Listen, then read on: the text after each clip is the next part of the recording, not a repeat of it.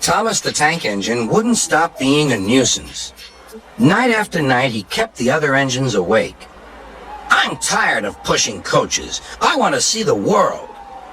The other engines didn't take much notice, for Thomas was a little engine with a long tongue.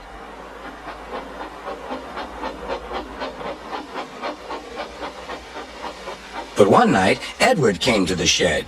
He was a kind little engine and felt sorry for Thomas. "I've got some freight cars to take home tomorrow. If you take them instead of me, I'll push coaches in the yard." "Thank you," said Thomas. "That will be nice." Next morning, Edward and Thomas asked their drivers, and when they said yes, Thomas ran off happily to find freight cars.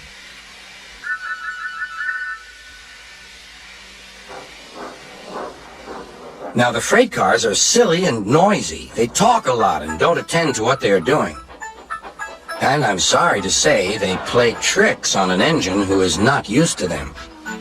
Edward knew all about the freight cars. He warned Thomas to be careful, but Thomas was too excited to listen.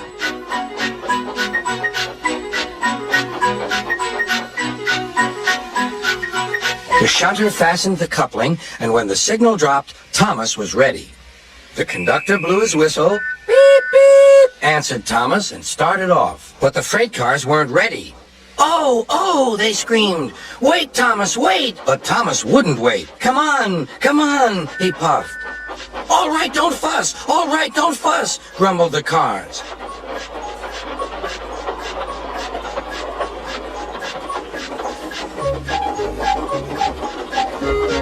Thomas began going faster and faster. "Whoosh!" he whistled as he rushed through Henry's tunnel.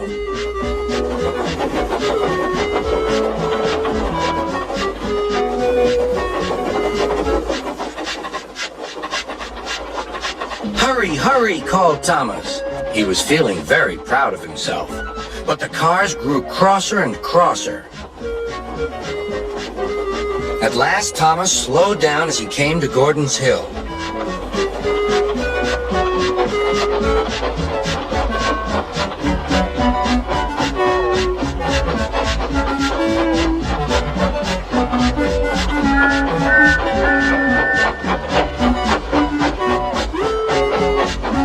"Steady now, steady," warned the driver as they reached the top. He began to put on the brakes. We're stopping, called Thomas.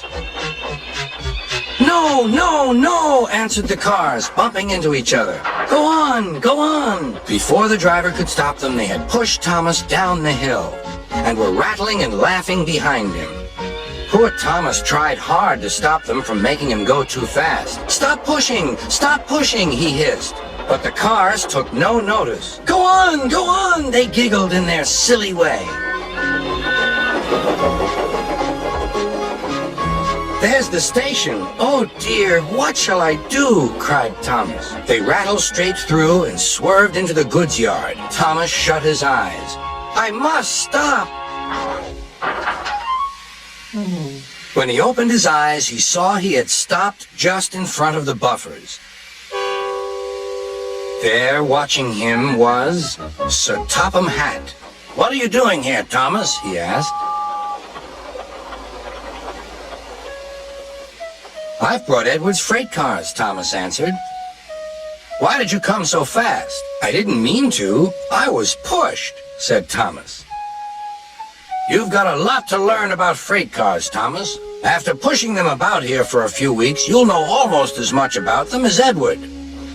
Then you'll be a really useful engine."